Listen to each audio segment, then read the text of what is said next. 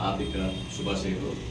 ಈ ದಿನ ನಮ್ಮ ಕರುನಾಡ ಯುವಜನ ವೇದಿಕೆ ಹಾಗೂ ಶ್ರೀ ಕುವೆಂಪು ಕನ್ನಡ ಸೇವಾ ಟ್ರಸ್ಟ್ ಹಾಗೂ ಮಾಧ್ಯಮ ಸ್ಟುಡಿಯೋ ವತಿಯಿಂದ ಈ ದಿನ ಈ ಕಚೇರಿಯಲ್ಲಿ ನಾವು ಸ್ವಾತಂತ್ರ್ಯ ದಿನಾಚರಣೆಯನ್ನು ಆಚರಣೆ ಮಾಡ್ತಾ ಇದ್ದೀವಿ.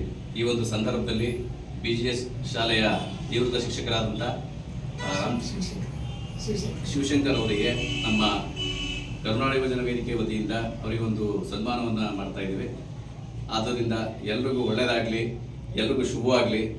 ನಮ್ಮ ಶಿಕ್ಷಕರ ನಿವೃತ್ತ ಜೀವನ ಯಾವಾಗಲೂ ಕೂಡ ಆರೋಗ್ಯವಾಗಿರಲಿ ಅಂತೇಳಿ ಈ ದಿನ ಅವರಿಗೆ ಶುಭವನ್ನು ಹಾರಿಸ್ತಾ ಇದ್ದೀವಿ.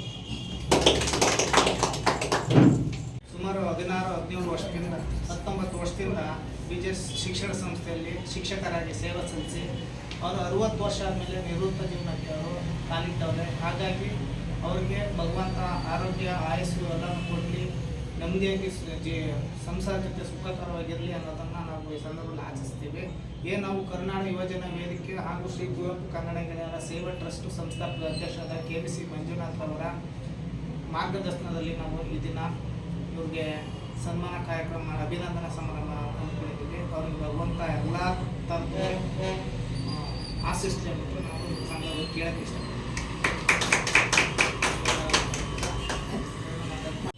ವತಿಯಿಂದ ಮತ್ತು ಅಧ್ಯಕ್ಷರಾದ ಮಂಜಣ್ಣ ಮತ್ತು ಕರುನಾಡ ಯುವಜನ ವೇದಿಕೆ ಸಂಸ್ಥೆಯಿಂದ ನನ್ನನ್ನು ಗೌರವಪೂರ್ವಕವಾಗಿ ಸನ್ಮಾನಿಸಿದ ಅವರೆಲ್ಲರಿಗೂ ನನ್ನ ಧನ್ಯವಾದಗಳು.